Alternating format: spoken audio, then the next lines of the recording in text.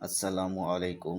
আজ আমরা জানব ইসলামী ইতিহাসের সবচেয়ে হৃদয় বিদারক ঘটনা, পবিত্র আশুরা ও কারবালার ময়দানে ঘটে যাওয়া এক মহাবিপ্লবের কথা।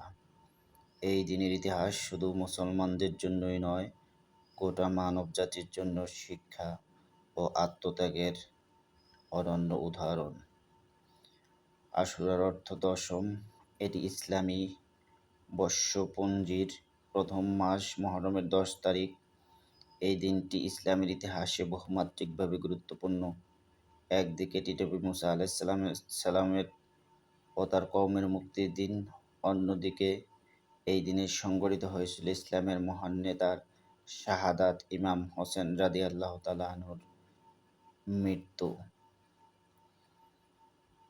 ৬১ হিজরির ১০ম মুহররম ইরাকের কারবালা নামক স্থানে সংঘটিত হয়েছিল এক নির্মম হত্যাকাণ্ড। ইমাম হোসেন রাদিয়াল্লাহু তাআলা ও হযরত আলী রাদিয়াল্লাহু তাআলা ফাতিমা রাদিয়াল্লাহু তাআলা আনহু এর পুত্র ছিলেন রাসূল সাল্লাল্লাহু আলাইহি ওয়াসাল্লামের প্রিয় নাতি।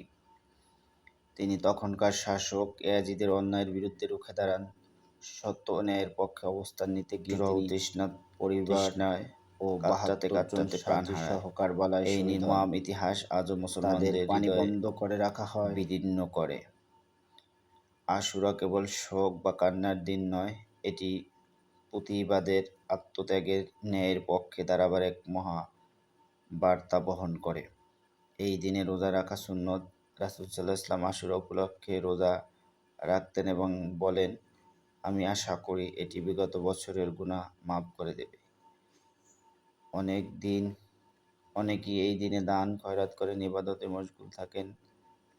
আমরা যেন আশুরার মূল শিক্ষা ভুলে না যাই, সত্যের পথে দৃঢ় থাকি, অন্যায়ের বিরুদ্ধে প্রতিবাদ করা, আত্মত্যাগ